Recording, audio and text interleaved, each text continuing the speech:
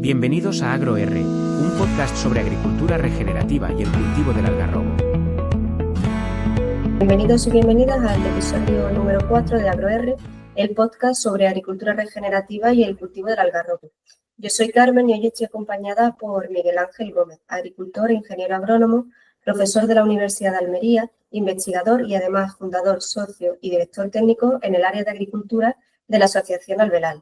Muchas gracias por participar en nuestro podcast y sobre todo colaborar con el proyecto de AgroR. Bienvenido, Miguel Ángel. ¿Qué tal? Cuéntanos un poquito más sobre ti. Buenas a todos. Pues bueno, yo creo que con esa presentación que ha hecho, poco más puedo decir de mí o de mi trayectoria profesional, pero vamos, de todo ello, lo que más satisfacción me da, aunque todas te dan, es ser agricultor y hijo de agricultores y ganaderos, porque son al final los que te han enseñado pues muchos valores, el valor del esfuerzo y satisfacciones. Así que eso es lo que más podría decir de todo eso. Hombre, a lo mejor Genial. añadir, por ejemplo, todo esto, pues si hablamos de agricultura regenerativa, pues sí en la familia, a la misma vez que han sido los que me han hecho mi pasión por la agricultura y dedicarme de una forma académica, investigadora y técnica, ha sido pues que ellos me inculcaron la pasión por la agricultura. Pero a la misma vez, en estos retos actuales, pues ha habido que hacer un cambio de mentalidad en la familia, en el manejo y demás, y en la explotación familiar, pues podría decir que eso también fue lo más complicado. Hace ya 15 años cuando empezamos con estos manejos regenerativos. Pues sí, Miguel Ángel, la verdad que un placer de tenerte con nosotros, sobre todo porque sé que desde tu experiencia vas a aportar un montón a todo lo que nos escuchan y sobre todo, ¿no?, sobre el tema que nos ocupa, ¿no?, hablar sobre esa agricultura regenerativa, su importancia y los principios fundamentales que guían este nuevo modelo agrícola. ¿Puedes comenzar hablándonos un poco de Albelal y vuestra experiencia con la agricultura regenerativa? Bueno, pues al velar podría decir mucho, resumirlo muy poco. Yo invito a que la gente pues conozca la página web y demás porque es un proyecto muy innovador. De hecho, a día de hoy cumplimos el 10º aniversario y yo tengo que reconocer que en estos últimos 10 años he dado mi vida por y para el proyecto porque creo que es muy necesario. Y surgió por la necesidad de hacer un cambio. Es decir, Albelal es una asociación que, como digo, cumple 10 años, nació hace 10 años, de la mano de tanto aunando agricultores, ganaderos, pequeños empresarios, investigadores o incluso otras instituciones, así como el propio ciudadano con las mismas inquietudes y una visión de futuro, que era mejorar tanto las condiciones socioeconómicas, medioambientales y culturales de una zona. Albelal lo que indica son las siglas de distintas comarcas, ¿no? Nosotros estamos englobados tanto en Andalucía y en Murcia, unimos dos comunidades autónomas y 3 provincias. Granada, con el altiplano de Granada y la comarca de Guadix, Almería con la comarca de Los Vélez y el Alto Almanzora, y en Murcia con el noroeste. Es decir, englobamos un territorio aproximadamente de 1 millón de hectáreas, donde pues el cultivo fundamental pues es el cultivo de almendro en secano. Es decir, somos la mayor superficie de cultivo de secano del mundo, con nuestras limitaciones, pero eso es lo que hay que reconvertirlo en positivo. Y entonces, pues bueno, Alvelar, como digo, pues ¿cuál es el objetivo que tenía? Es restaurar, cuando se inició era restaurar el suelo y la sociedad, pues, utilizando un enfoque de restauración de los 4 retornos. Es decir, nosotros ya teníamos una idea de qué es lo que queríamos hacer y unido a que en ese momento pues apareció una fundación holandesa llamada Commonland de la filosofía de los 4 retornos, que no es cuestión de ahora relatar, pues caso íbamos muy alineados con eso que ellos también pretendían y ya pues fue lo que nos ayudó también a impulsar este movimiento, que al final es un movimiento de personas para restaurar un territorio. Pero sí quizás destacar que no es algo que viene impuesto de ningún sitio, sino que nace del propio territorio, de las personas, como decía, agricultores, ganaderos, empresarios, de todo, por hacer cosas diferentes. Porque al final lo que se quería es que las siguientes generaciones darle oportunidades para que se fijen y tengan oportunidades de desarrollarse en sus pueblos, ¿no?, en su entorno rural. Claro, ahí hablamos una vez más de uno de los objetivos principales, ¿no? La fijación de población y sobre todo ver lo rural como un territorio de oportunidades más que de desafíos y problemas. Es verdad que en los últimos años se ha puesto de moda el término de regenerativo, ¿no? Tanto en la agricultura como en muchos contextos relacionados con lo rural. ¿Puedes definirnos teóricamente la agricultura regenerativa desde tu visión académica y el caso de éxito de Arbelar? ¿Qué diferencia encuentras entre la agricultura regenerativa y la agricultura tradicional? No sé si nos puede dar un poquito de información. Terminando lo anterior, y así para un poco contextualizarlo, es decir, la visión que se quiere es ser inspiradores para transformar una transformación regenerativa del territorio, ¿no? Y ese desarrollo del territorio, pues lo que englobamos es una restauración de ecosistemas, promocionar la agricultura regenerativa, dinamizar socialmente y hacer un emprendimiento con un impacto restaurativo, ¿no?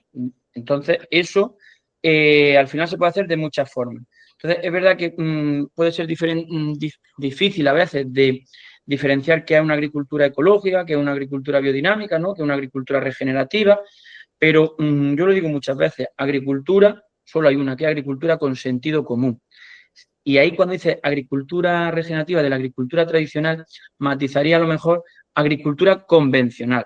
Porque lo que era la agricultura tradicional, básicamente, justo nosotros lo que hacemos con la agricultura regenerativa es recuperar muchos de los conocimientos y manejos que ya hacían nuestros antepasados, nuestros padres, o incluso me iría más, nuestros abuelos y generaciones anteriores, es decir, que ya hacían prácticas de abonos verdes, de cubiertas vegetales, de economía circular, mantenían terrazas, sabían que había que controlar la erosión del suelo, es decir, como digo, recuperar esos conocimientos anteriores y esos manejos, pero adaptándonos, por supuesto, a las condiciones actuales, tanto de climatología como de comercialización, como de las problemáticas que hay a día de hoy, o incluyendo pues, los temas que podamos tener de digitalización que nos ayudan mucho. Pero como premisa y como diferencias básicas, son prácticas que van encaminadas a mejorar la salud del suelo, con una baja huella hídrica también, con una baja huella de carbono, adaptarse al máximo a los recursos propios que tiene un territorio, intentar hacer cultivos los más resilientes posibles. ¿Qué quiero decir, por ejemplo, con una baja huella de carbono, una baja huella hídrica? No quiere decir que aunque seamos una zona con cultivo de almendro de secano es que esté mal visto el regadío, no, pero y creo que es completamente necesario unos riegos mínimos, unos riegos de apoyo, pero a lo mejor estamos hablando de 1.500 metros cúbicos por hectárea, pero no darle a un cultivo 6.000 o 7.000 metros cúbicos de agua cuando a día de hoy el recurso agua es tan limitado. Entonces hay que adaptarse a las condiciones edafoclimáticas de cada territorio. Entonces eso es lo que te podría decir como diferencia más clarividente. Genial. Ahí, cuando hablamos, bueno, como sabemos, este modelo agrícola todavía es muy desconocido para muchas personas y muchos agricultores o personas que se están iniciando en este campo pueden pensar que es difícil de implementar, ¿no? De cambiar lo que ya saben hacer, que a lo mejor es menos rentable, etcétera. ¿Cómo aplicas tú estos principios en tus cultivos y qué beneficios has notado al ponerlo en práctica? Lo que sí digo, y además eso lo digo con completa rotundidad y seguridad, es decir, que es posible. Y por eso le decía antes cuando empezaba, es decir, yo esto ya, la asociación pues nos avala en un trabajo y un recorrido de 10 años, pero es que yo ya previamente llevaba 5, 6 o 7 años en mi propia finca. Entonces, una de las cosas que nos llevamos por ese perfil que tengo de hijo de agricultores, de agricultor propio, que sabe las problemáticas que tiene una finca, de un investigador que quiere demostrar e investigar determinados manejos y luego a nivel técnico cómo se pueden implementar, pues desde Arbelar llevamos, como digo, 10 años, tanto formando a los agricultores, sensibilizándoles, asesorándoles y acompañándoles y demostrando e investigando si esas prácticas pueden ser beneficiosas o son perjudiciales. Y no todo es oro lo que reluce y todo a veces lo que hay es que saber hacer esa implementación y saber lo que tenemos entre manos. Entonces, esa implementación, y yo siempre lo he dicho, tiene que ser de forma gradual, poco a poco. No podemos correr sin saber andar.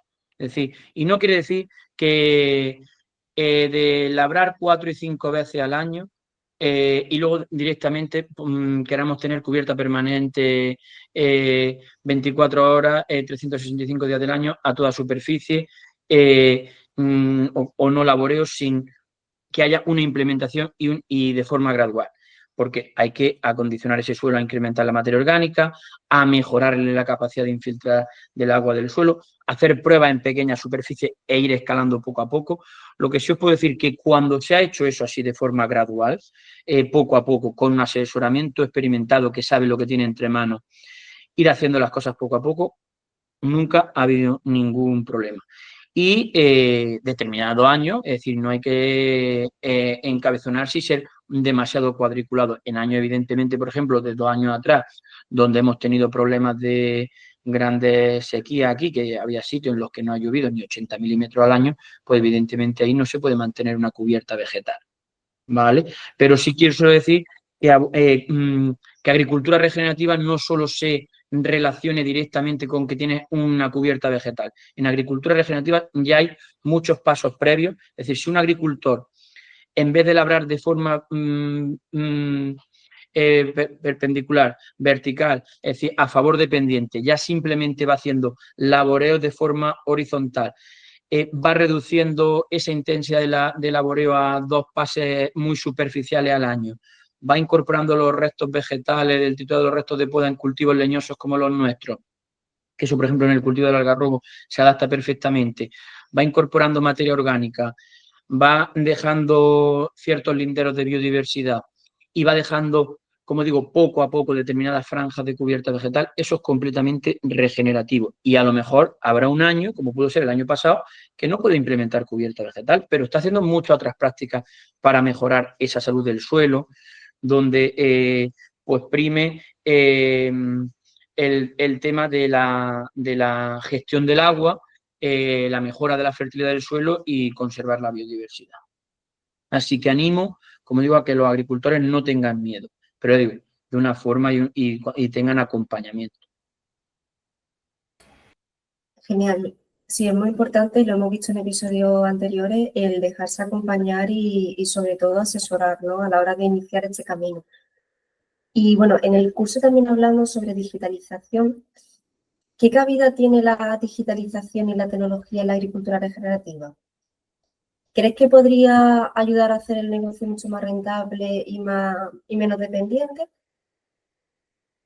No es una pregunta que tenga una respuesta fácil, ¿no? Porque siempre la rentabilidad, la facilidad, es decir, no tiene una respuesta fácil, pero creo que es una herramienta de apoyo que perfectamente se adapta a la agricultura regenerativa. Como digo, la agricultura regenerativa recupera manejos, queremos recuperar manejos de anteriores, pero adaptándonos a las condiciones actuales. Entonces, por supuesto que es una herramienta de apoyo para recopilar datos, para monitorizar, para toma de decisiones, para gestión de datos, determinados sensores de humedad, drones. Todo esto, por supuesto, esta agricultura de precisión, agricultura 2.0, 3.0, etcétera, yo creo que tiene muy buena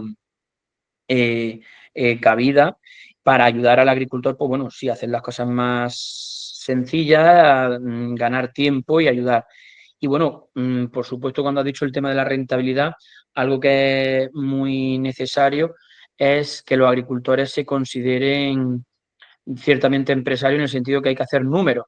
Entonces, para hacer números y tomar decisiones, pues hay que recopilar datos. Entonces, con esta agricultura de precisión, pues nos puede ayudar a optimizar, por un lado, a recopilar datos y tomar decisiones y a lo mejor, pues, también a optimizar, por ejemplo, la aplicación de insumos en función del propio potencial que pueda tener la finca. Sobre todo cuando ya estamos escalando a fincas grandes, ¿no?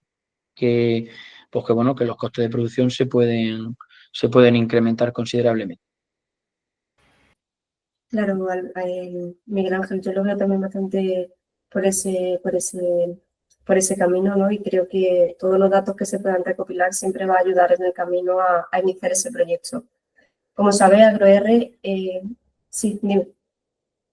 Y sobre todo, ¿no? Lo que dice, estamos en una agricultura que estamos intentando implementar, ¿no? Que es en cierta manera desconocida, ¿no? O que tiene pues sus ventajas y sus inconvenientes, ¿no? Entonces, cuanto más datos tengamos de más fincas, de más años, nos ayuda a tomar decisiones y a demostrar tanto lo bueno como lo malo, ¿no? Porque gracias a la agricultura de precisión o a la sensorización y la digitalización, pues en determinadas ocasiones pues, se puede demostrar, por poner un ejemplo, que mucha gente lo puede entender, es decir, en las cubiertas vegetales, pues nosotros nos ha permitido corroborar que ayuda muchísimo y mejora muchísimo la infiltración del agua de lluvia, pero por otro lado, en determinados meses, pues puede generar cierta competencia por agua, por el proceso de evapotranspiración, ¿no? Es decir, todo eso pues nos ayuda a tomar decisiones.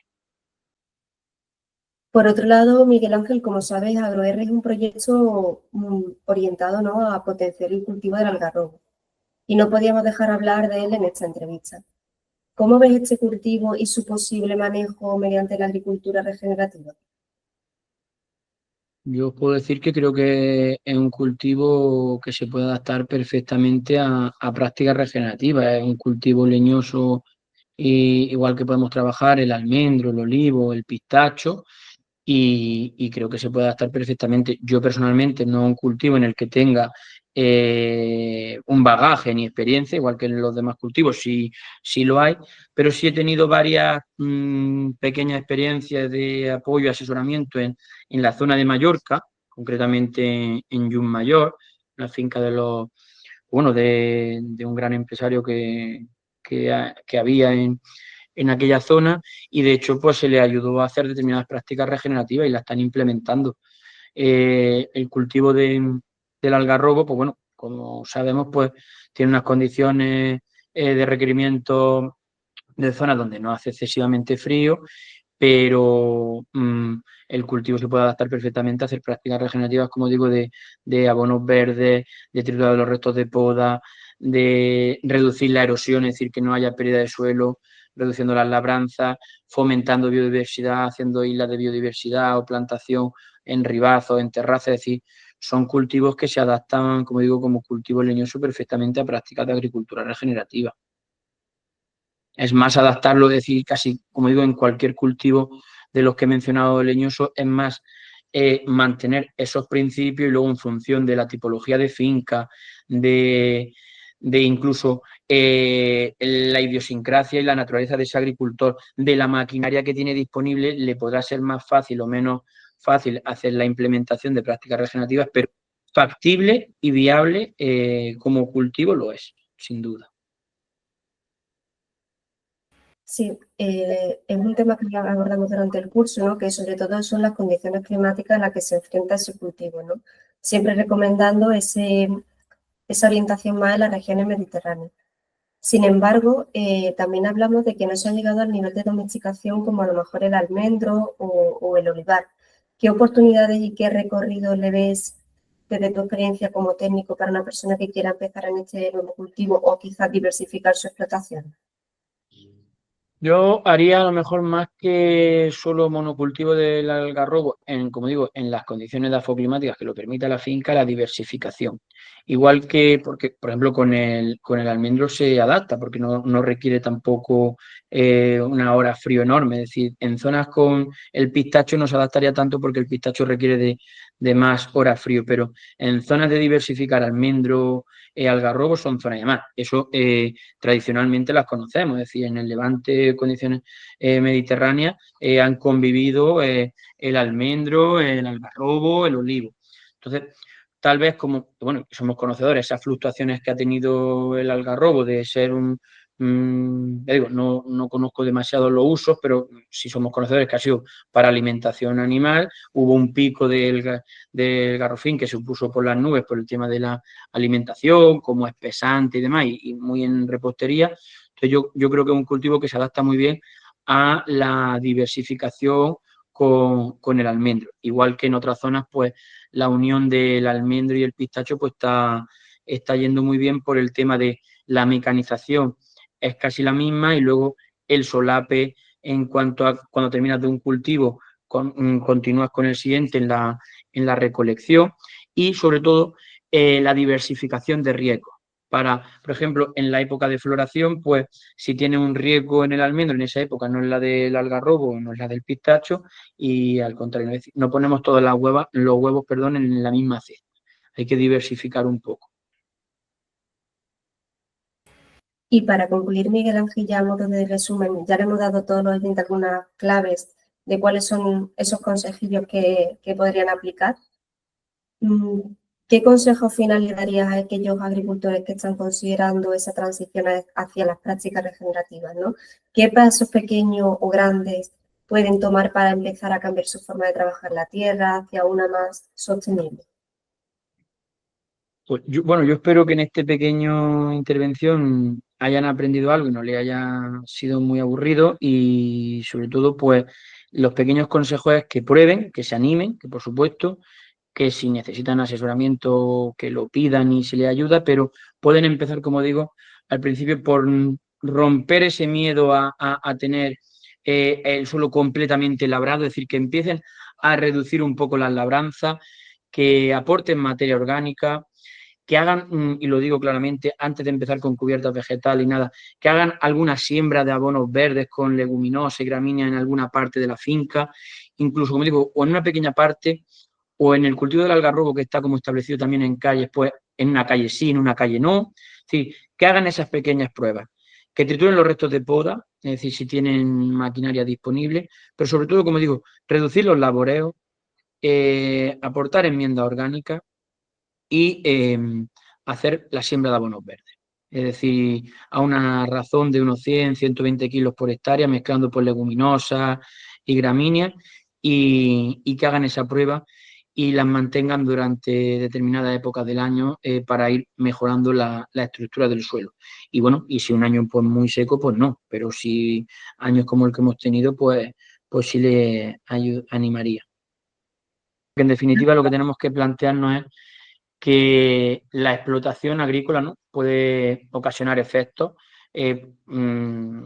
positivos o negativos, pero lo que sí creo que tenemos un compromiso moral como agricultores, como ganaderos, como gestores de suelo, es que tenemos que dejar a las generaciones futuras los suelos como mínimo como no lo hemos encontrado. Y si puede ser mejor, mejor todavía, porque si no, ¿cómo nos estamos llamando gente innovadora, con desarrollo, con mayores posibilidades y capacidades que nuestros antepasados? Entonces no tenemos que ser tan egoístas y tan cortoplacistas y con una visión meramente productivista muy a corto plazo, sino ver un futuro más allá. Pues sí, Miguel Ángel, estoy totalmente de acuerdo contigo. Creo que tu intervención ha enriquecido mucho el conocimiento que ya pudiesen tener las personas que nos están escuchando ahora mismo. Es un placer tenerte y compartir este hueco contigo. Y bueno, eso, estamos seguros de que tu experiencia y conocimiento van a ayudar a muchos agricultores a comprender esos beneficios y esos desafíos de la agricultura regenerativa. Muchas gracias también a todos aquellos que nos estáis escuchando por acompañarnos y esperamos que os haya gustado. Así que nos vemos en el próximo episodio.